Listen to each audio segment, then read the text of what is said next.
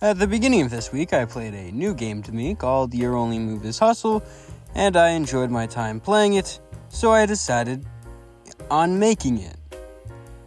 To start, I made the colors for all of the characters in the floor, and then made a light bluish, violet-ish, indigo-ish, and turned it into a little stick man, making sure to have all of the limbs be approximately the same size, and pinching out every single limb one by one. After all of the limbs are made to the correct size, I can then make sure that they're all smooth and then add in some feet at the end of the legs in order to add the more detail that I need, and because it's more accurate to the guy that I'm making. Once this is all pieced and put together, I can put this off to the side and begin work on the next thing, which is a sword. I begin making the actual blade itself and then attaching a handle to it before making the blade how the blade is actually supposed to look. Once the blade is actually how it's supposed to look, I set the blade off to the side and then begin making a sheath for it, which I think is actually supposed to be a gun, but I only realized that later, so this is what I ended up making. So, yeah, cool. Now that that's all put on there, I can begin work on the second person, which is a wizard. A light red wizard, which is just another stickman that I make, except slightly shorter and a little bit,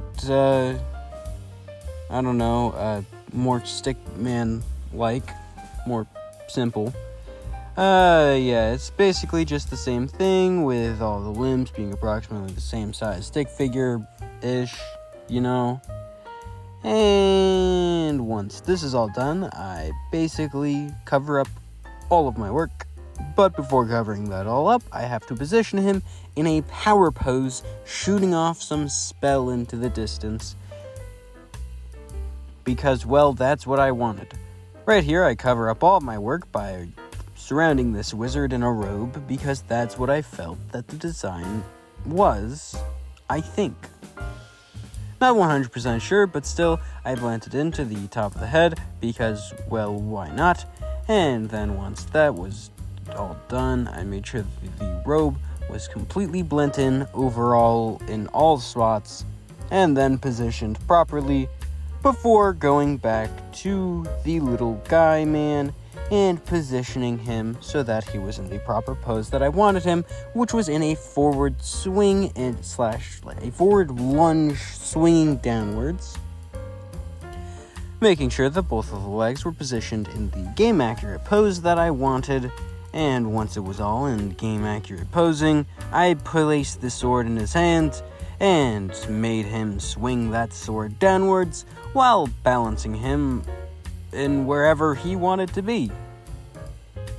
Once this is all done, I just fix up the pose slightly and then begin work on a base. The base is just all black with a little bit of blue mixed in for some added subtlety, and then I place in the wizard, but because the base is too thin, I add a little piece of clay to bulk it up, before then placing the wizard down formally into his final resting place. After that, I make the spell that he's shooting, which is just a large stream of water, and it doesn't end up looking that great. So, I might have to remake this someday. I will revisit this game probably next year, like how I'm doing with Stick Fight and Rounds. So now that this is all, tubular, cut up and everything, I just kind of put a lot of streams in it to make it look more game accurate, but I think it looks kind of mid at best, but still the characters look very nice, and it's supported alright, so overall it gets kind of a pass. After this, I make a whole bunch of white circles before, making sure that the tube is all stable, and then making a bunch of donuts. Once I have a bunch of donuts, I cover up all those holes that I made into the cylinder to make it a little bit longer, And once all those holes are covered up and also spread out a little bit on places that aren't actually holes, I can then place it in front of the wizard.